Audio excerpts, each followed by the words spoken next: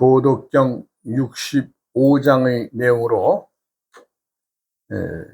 여러분들을 만나보겠습니다. 우선 글을 한번 읽어보면, 고지선이 도자는 이명민하고 장이우지하니라. 민지난친이 이기지다니라. 고이치지국이면 국지적이요, 불이지치국이면 국지복이니라. 지차량 자역계식이면 상지계식이요, 시위현덕이니라.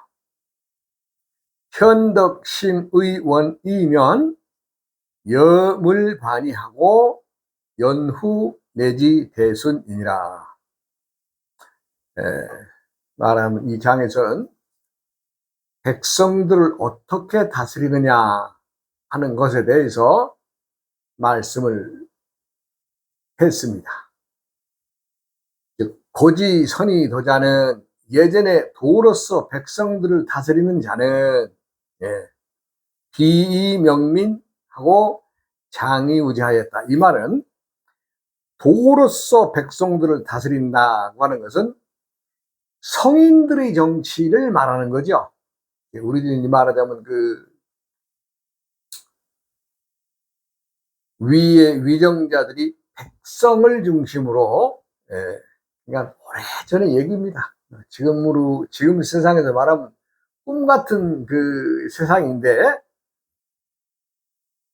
백성을 똑똑함으로 다스리지 않고 오히려 어리석음으로 다스렸다. 즉, 이 우자가 어리석을 우자입니다. 그러니까 백성들을 똑똑하게 다스리지 않고 어리숙하게 다스렸다. 이 말은 순수한 자연을 근거로, 즉 순박하고 있는 그대로 할 일 다 하게 만들어 주었다 얘기죠. 요즘에는 이제 나라가 정치가 발전하면 할수록 많은 법령들이, 지켜야 될 법들이 많이 늘어나면 늘어날수록 어떻게 돼요? 백성들은 점점 똑똑해지고, 그러면서 그 법을 연구하면서 어떻게 하면 내가 법망을 피해갈 수 있느냐, 이렇게 세상이 변하게 된 것은 위에서 정치하는 사람들이 요구사항이 많아지는 거죠. 정치라는 것이 정치인들이나 또 국민들이나 똑같다라고 하는 그 정치, 즉 무의사상의 도를 지닌 정치라면은 그냥 어리숙하고 순박하고 정직하고, 누구나 다 스스럼 없이 그렇게 되어져 가는 자연 속에서 살며 순수한 것들을 배우고 투박하고 질박한 것들을 품고 살아가는 그 자체가 사람들의 삶이고 또 행복을 가장 누릴 수 있는 것인데, 어디 그래져요? 우리가 배를 짜면은 배틀에 가로줄과 세로줄이 있잖아요. 시줄과 날줄이라 그러는데, 세상은 점점 시줄과 날줄, 가로 세로의 줄로 의해서 백성들을 규제한다면 백성들 스스로는 어떻게 되겠어요? 점점 똑똑해져야 되겠죠. 똑똑해진다는 것은, 지금 이 법은 이러하니 이걸 어떻게 헤쳐나갈 것이냐는 것을 또 창과 방패의 원리로 끊임없이 사람들은 그 법에 의해서 조금 더 방어의 작전, 또 정치를 하는 이정자들은 어떻게 돼요? 창의 작전, 어떻게 하면 내가 많은 이득을 취할 것이냐, 어떻게 하면 내가 편하게 정치할 것이냐, 이러한 것들을 염두에 두면은 창과 방패의 정치가 형성이 된다면은 백성들은 순수함을 버리고 순박함을 버리고 점점 법을 더 똑똑하고 뭔가 꾀를 내고, 요건 요렇게 하면 되겠구나, 요건 요렇게 했구나, 그렇습니다. 그렇기 때문에 백성들을 똑똑함으로 다스리지 않고 어리석음으로 다스렸다는 것은 남들이 말할 때는 이것은 우민주의, 우민정책을 썼다라고 하는 그 말이 아닙니다. 순수한 자연에 근거해서 순수하게 할 일을 다 하는 자연과 함께 살아가는 정치, 순수한 정치를 말하는 거죠. 이 우민정책이라고 하는 쓴 책들이 많아요. 네, 그런 것들은 다 잘못된 것이고, 순수함이란 남에게는 때로는 투박하게도 보이고, 예, 좀 우둘투둘하게도 보이고, 예, 어떻게 물룩하게도 보이고, 그러겠지만, 백성들에게는 위정자들, 즉, 정치를 행하는 자들의 반항할 필요가 없죠. 그러나, 민지난치니 이기지단이라. 백성을 다스리기가 어려운 것은 백성들에게는 지식이 많기 때문에, 즉, 그것은 뭐예요? 지식이 꾀를 낸다니, 꾀. 왜? 위정자, 정치하는 왕이나 군주가 너무나 가혹하게 많은 세금을 걷어들이고 징역을 징발하기 때문에 반항하는 거 아니겠어요? 그렇기 때문에 백성들에게 어떻게 돼요? 또 그것을 피해갈 수 있는, 예. 그러니까 즉 칼날과 칼등의 세상이 형성되는 거지요. 누구는 칼날에 안 비워지려고 칼등에 올라타고, 끊임없이 모순의 정치가 이루어진다면 백성들은 그와 맞서는 것과 마찬가지로 끊임없이 잔꾀를 내는 거죠. 잔꾀를 낸다. 뭔가 아름아름으로 많은 지식을 많다. 그러므로 고이지지국이면 국지적이요 불이지지국이요 국지국이니라. 이 말은 무슨 말이에요? 그러므로 꾀로서 나라를 다스리면 나라를 훔치는 것이 되고, 꾀를 내지 않고 나라를 다스리면 나라를 행복해하는 일이 된다. 이거 아주 재밌는 얘기입니다. 정치를 하는 사람들이 꾀를 내지 않고, 예, 순수한 자연으로 돌아가서 국민들을 나와 같은 동등의 사람으로 생각한다면 뭐 굳이 뭐 욕심낼 거 뭐 있어요? 그런데 많은 사람들이 어디 그래져요? 꾀를 내지 않고 나라를 다스리면 나라는 행복하게 되는 일이 많다. 그렇게 된다. 이 두 가지가 옳은 본보기임을 알아야 된다. 위에 하는 얘기들, 즉 백성들을 다스리려면 많은 법, 그 많이 만들어진 악법들, 그런 것들 만들지 말고 법을 단순하게 하고 백성들에게 무한의 자유를 줘라. 그러면 그들이 자유로움 속에서 순박하게 법을 어기지 않는 사람이 된다, 이 얘기죠. 상계계식이니 시위현덕이라. 능히 이 본보기를 아는 것을 그윽한 덕이라 한다. 그윽한 덕은 깊고도 멀지만 만물과 더불어 되돌아오는 것이며, 그것은 결국 큰 순리에 이르는 것이다. 큰 순리란 뭐예요? 큰 순함이란, 누구나 다 그 정치에 승복하고, 또 그 위정자들, 왕이나 위에 정치하는 사람들을 칭송하는 것, 그것이 백성들이 받고 있는 그 법의 역량에 따라서 정치하는 사람들이나 왕을 칭송하는 거 아니겠어요?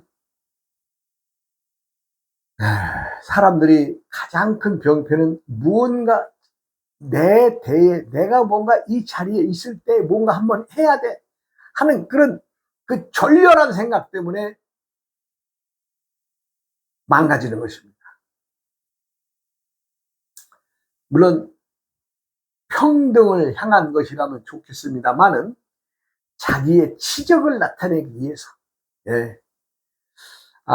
제가 이제 어디를 이렇게 많이 다녀보면 옛 그 관청, 옛 관청에 보면 뭐 공덕비, 송덕비 이런 것들이 많아요.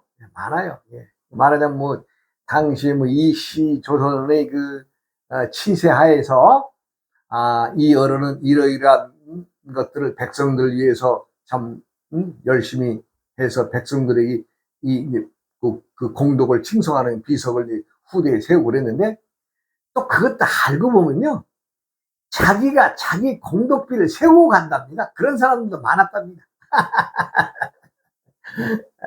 자기가 자기 이 고을을 다스리는, 내가 원으로 있었는데 못된 짓을 했는지 뭐 착한 짓을 했는지 그건 알 수는 없으나, 자기가 가기 전에 거기다 어디 좀 하나 비석 하나 세월해 가지고 거기다 송덕비가 쫙, 지금 이제 흩어져 있는 것들을 이제 그래도 유물이라고 또 쫙 또 보면 뭐 송덕비가 있는 게 있어요. 뭐 공덕비도 있고 뭐 누구 하니 이름 석자 지금까지 내놓고 있는 것들이 많은데, 과연 그들이 자기들이 일을 잘해서 백성들에 세워주는 것이 어쩔 수 없이 참 고마운 일이죠. 왜? 그분이 공을 칭송해야 되니까.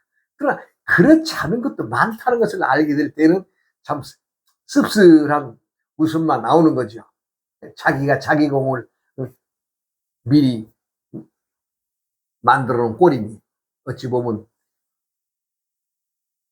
이완용이가 나라 팔아먹은 입장에서도 자기가 자기 비석을 세웠다고 하는 꼴과 어찌 보면 뭐 다를 바 없지 않겠어요? 물론 공덕비나 송덕비를 세운 사람들 대다수는 백성들에게 많은 치세, 그 다스림이 좀 가혹하지 않고 나름대로는 좋은 일을 했기 때문에 그런 공덕비나 송덕비가 있는 것이 아니겠느냐는 생각을 해봄직하나, 또 일부의 인사들은 자기가 가기도 전에 했다는 사실들이 더러더러 또 나오는데, 참 부끄러울 일이죠. 사람들이 살면서 가장 두려워하는 것은 뒤통수가 근질근질하지 않는 것이 가장 중요한 일인데, 뒤통수가 근질근질 않는다는 것은 내가 누구에게라도 떳떳하게 행동을 했다면 뭐 뒤통수 부끄러울 일이 없죠. 그러나 어디 그래집니까? 세상살이가 항상 옳은 게 옳은 것만은 아닌 것이 세상이죠. 참 이 세상은 살아가면서 누구라도 행복을 느끼고, 내가 지금 이 순간순간마다를 즐기며 살아가는 사람들이 많으면 많을수록 좋을 것이나, 어디 그래져요? 여러 가지의 여건들에 의해서 많은 사람들은 번민에 쌓이고 걱정에 쌓여서 세상을 살아가는 처지 아니겠어요? 그것은 나 하나의 어떤 잘못도 있지만, 내 하나의 어떤 인연의 어떤 법에 의해서도 있겠지만은, 많은 일들이 일어나겠지만은, 또 다른 원인으로는 지금 정치하는 사람들이나 주위의 모든 사람들이 함께 굴러가는 바꾸인 것을 모르고 따로따로 굴러가고자 하는 것 때문에 사람들이 많은 혼란을 느끼고 또 생활에 어려움을 겪고 살아간 것이 아닌가 싶긴 하니 좀 씁쓸하죠. 씁쓸합니다. 제가 오래전 얘기입니다. 오래전에 제가 그때 한 중학교 다닐 때 우리나라가 1,000만 불만 수출을 한다고 해도 우리나라 2,500만, 이게 당시 얘기입니다. 당시 책에서 말하는 신동아 같은 책에서 연재된 글을 잠깐 봤는데, 2,500만, 그러니까 그 책이 60년대 갓 초에 나온 그 글이었죠. 그것을 내가 이제 몇 년 지난 책을 내가 쭉 한번 읽어본 적이 있는데, 그 책의 주된 요인은 우리나라가 어떻게든지 수출을 해서 참 외국의 돈을 벌어오면 1,000만 불만 수출을 한다라고 해도 우리는 잘 이 궁핍함에서 벗어날 수 있다. 당시 2,500만 동포들에게 쓴 어떤 글이었는데, 내가 아주, 당시에 글 쓴 사람은 무슨 장관이었어요, 장관. 장관이 말하자면 농림부 장관인지 무슨 장관인지 모르나? 그분이 기고한 글에 보면, 우리가 1천만 불만 수출해도 우리는 잘 먹고 잘 살 수 있다. 그런 얘기를 내가 이 글에서 본 적이 있어요. 지금부터 한 오래전의 얘기인데, 그 이후로 우리나라가 60년, 67년이니까 언젠가 우리가 1억 불 수출을 하잖아요. 1억 불 수출. 그러면 물론 불과 한 7, 8년의 시간을 둔 얘기지만 어마어마한 돈입니다. 1억 불이면. 1억 불이면 그 당시 어마어마한 돈인데, 그러면서 우리나라가 이제 막 비약적으로 발전하는 경제의 위해서 온 국민들이 힘썼던 거 아니에요? 그러니까 제가 돌이켜 보면은 사람들이 할 일이 있고 또 사람이 사람을 알아주는 시대였기 때문에 온 국민들이 너 나 할 것 없이 다 행복한 마음으로 이 일 자체를 즐기면서 그 힘든 일도 이겨내고 우리가 경제 성장의 발판을 닦았던 것이 아니었느냐 생각을 해봅니다. 왜냐하면 지금은 우리나라가 돈 많고 부자 나라라고 하는 어떤 생각에 많은 사람들이 힘든 일을 안 해요. 힘든 일을 안 해요. 그때는 저 서울역 수색, 지금 증산동 그쪽에 보면 연탄 공장, 연탄 기차들로 싣고 와서 아마 산댐처럼 쌓아놓고 또 세멘트도 막 들어와가지고 많은 사람들이 막 지금처럼 장비가 아니라 사람의 인력으로 거의 일을 하면서도 그런 자리에서 힘든 것들도 마다하지 않았거든요. 그래서 우리나라가 어찌 보면 비약적인 발전을 했습니다만 50년, 60년 전에 우리가 1,000만 불만 수출을 해도 우리 국민들은 골고루 나눈다면 잘 먹고 잘 살 수 있다는 글이 제 머릿속에 남습니다. 어디 지금은 그래져요. 그거의 수십 배, 1,000만 불이 아니라 억 불 넘어가서 억 불도 뭐 100억 불, 뭐 1,000억 불 넘어가는 그런 경제 대국이 되는데도 대다수의 많은 사람들이 불행을 느끼고 사는 것은 만족함을 모르기 때문입니다. 사람이 만족하지 못한 것, 스스로 자족할 줄 알아야 되는데 자족할 줄 모르는 거예요. 왜? 남들과 비교해서. 남들은 이렇게 사는데 나는 왜 이렇게 살아? 또 남들보다 더 좋은 집에서 살아야 되고 여러 가지 조건을 걸어서 만족하지 못한 거예요. 지금 우리나라의 사람들의 생활을 들여다보면 과거에 살았던 시대의 왕들조차도 먹어보지 못했던 음식이나 또 생활 상태의 모든 것들을 보면요. 한번 생각을 해보세요.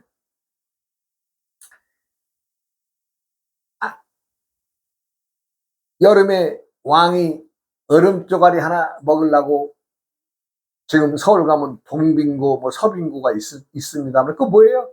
여름에 한강에서 얼음을 깨다가 거기다 쟁여놨다가 왕을 위해서 왕이 먹고 싶어 할 때 한 사발 드리기 위해서 그렇게 어마어마한 장치였던 거 아니에요? 근데 지금 생각해 보세요. 각 집집마다 냉장고에 얼음돌이 다 있잖아요. 그리고 옛날에는 아무리 왕이라도 에어컨이 없었어요. 에어컨이. 예? 그런데 어때요? 지금요? 왕은 더우면은 옆에서 신하들이 그냥 부채나 붙여주고. 예. 한 생각을 해보세요. 지금 왕보다도 더 좋은 조건에서 살고 먹는 음식이요?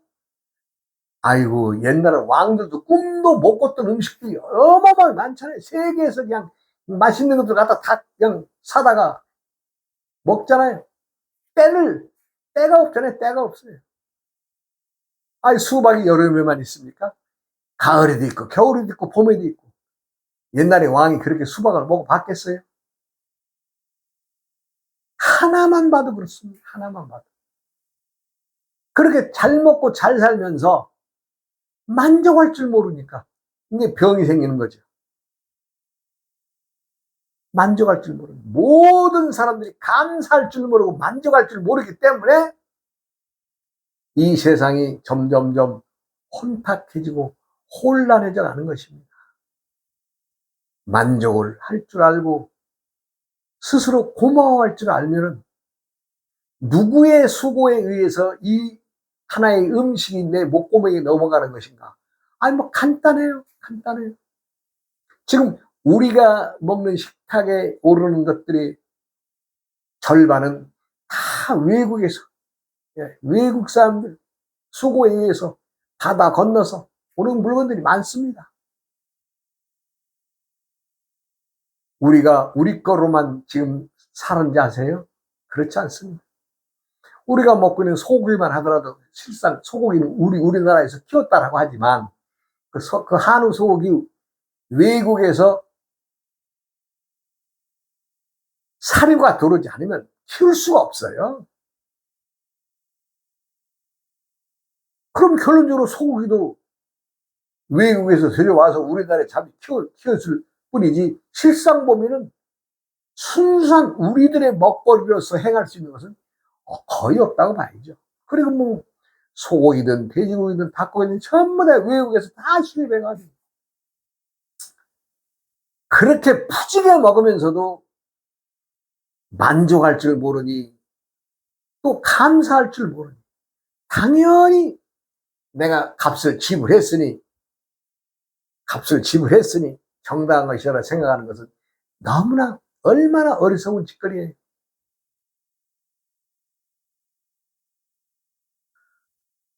덕이라는 것은 도를 알아 행하는 데에 덕이 있습니다.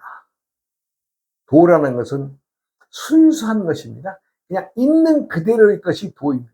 뭐 도라고 해서 대단하게 달리 보는 거, 이것도 도가 아니죠. 도라고 하는 것은 순수함 속에 있고 자연 그대로의 행위가 도입니다. 그러니까 또 어찌 보면 도란 이렇게 간단한 거구나 라고 접근을 하면 되는 것을, 도란 무슨 많은 책을 읽고 많은 시기를 수행하고 어디 가서 교육받고 이런 식으로 접한다면 그 도를 득할 수가 없죠. 도인이 될 수가 없죠. 그러나 많은 사람들은 우리 불교 예만 들어도 내가 나는 무슨 무슨 절 출신입니다. 아이, 머리카락 중된 놈들이 무슨 출신을 따져. 에?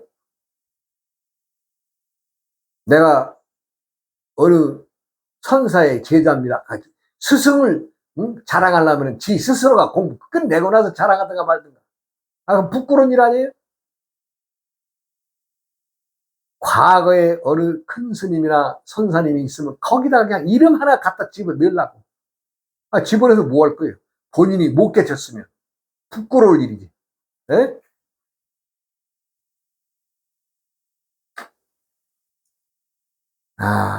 세상은 말 그대로 순수한 것이 도입니다. 꾸밈이 없는 것이 도입니다. 솔직하고 투박하고, 어찌 보면 그냥 불능불능 그냥 짱구 같기도 하고, 어떻게 보면 그냥 맨 돌멩이 같기도 하고, 이게 자체가 도지. 도를 더 이상 다른 곳에서 찾는다는 것은 부끄러운 얘기죠. 도라는 것은 꾸밈이 없는 그대로가, 그 모습 그대로가 순수하고 청정한 것입니다. 존재를 내세우지도 않습니다. 도라는 것은 자기하지도 않습니다. 있는 대로 있는 그대로. 무슨 깨를 내거나 술수를 부려서 누구를 어떻게 해야 되겠다 이것도 없습니다. 그냥 자연의 흐름처럼 겨울이 지나면 따뜻한 또 봄이 오고, 따뜻한 봄이 오면 또 작물을 익히는 더운 여름이 오고, 또 여름이 오고, 또 때가 지나면 서늘한 바람이 불면서 오고 가는 가을이 맞이하듯이 천지 만물은 그렇게, 도라는 것은 그렇게 흘러가고 우리들에게 다가와 있는데, 많은 사람들은 도를 착각하고 내가 뭐 누구누구의 제자입니다, 무슨 큰 절에 뭡니다, 이거 다 부질없는 얘기입니다. 저는 늦게 출가를 해서 참 나 혼자 공부를 해오면서, 그래도 때때마다의 스승들이 계셔서 공부를 이어와서 공부를 마칠 수가 있었지만은, 나는 누구도 자랑하지도 않고 또 내 스스로도 내세울 필요도 없고, 있는 그대로, 그대로가 도이며 법입니다. 무의의 자연이 주는 것, 그건 만법의 진리입니다. 진리. 여름이 가면 가을이 가고, 또 가을이 오면 또 지나면 또 겨울이 오고, 이것이 순리이듯이, 순리란 것은 그렇게 순순하게 되어져 가는 이치, 사람들이 살아가는 것은 더 이상도 더 이하도 없습니다. 50년 전에 장관이 기고한 글처럼 우리나라가 1,000만 불만, 1억 불도 아니고 1,000만 불만 수출한다면은 우리 2,500만 국민들이 다 잘 먹고 잘 살 수 있다라고 하신 그 글에서, 지금은 100배, 1000배, 10,000배의 성장을 한 이 마당에서도 넉넉하지 못하고 부끄럽고 또 창피하고 해선 안 될 짓 하면서 살아가는 사람들이 많잖아요. 물론 그때나 지금이나 사람들이 살아가는 건 똑같습니다. 누구라도 옳다 그르다에 빠질 필요도 없고, 그러나 무의의 자유는, 즉 우리가 행하는 모든 것의 도는 어리숙하고, 그것이 남들에게 좀 모자라 보여도, 또 잘못된 것처럼 보여도, 집을 지을 때는 똑바른 나무만 쓰는 것이 아니라 또 굽은 나무도 때때에 사용해야 되듯이 세상은 그렇게 돌아가는 거 아니겠어요? 우리나라의 그 백성들, 우리나라 온 국민들이 지니고 있는 것은 홍익인간 정신이죠. 누구에게나 다 널리 이익이 되는, 그것을 세계 어느 민족도 없는 말입니다. 우리나라만, 우리 백성들에게만 있는 사상이고 정신이에요. 즉 그것은 뭐예요? 이타, 남에게 이로움을, 이익이 되는 행동을 해라. 그것이 도와 덕을 품은 행위 아니겠어요? 오직하면 춘추 전국시대의 공자가 한 말이 있잖아요. 응? 자기가 그렇게 중국 천하를 돌아다녀 봐야 자기의 그 이상적인 도덕 정책을 한번 펴보고자 했는데, 제대로 그 정책을 맡기는 사람이 없어요. 그러니까 자신을 알아주지 않는 세상을 향해서 한마디 던지잖아요.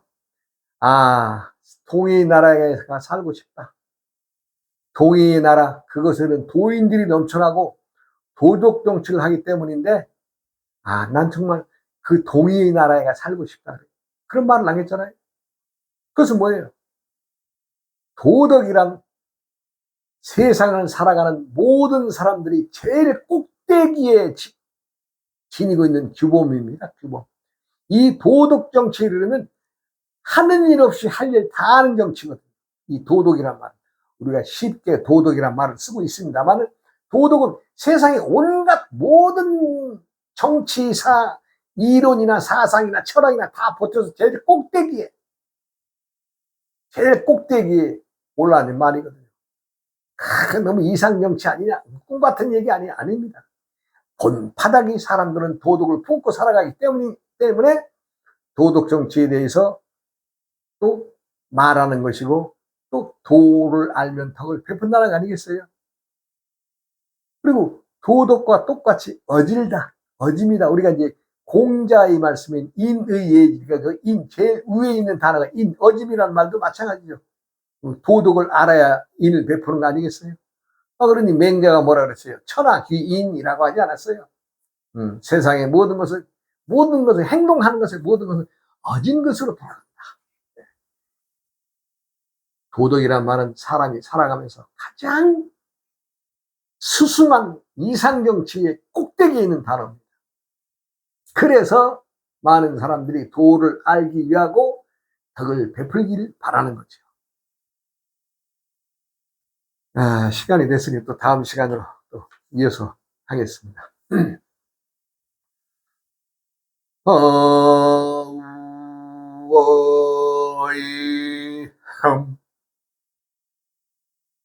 우이야어흠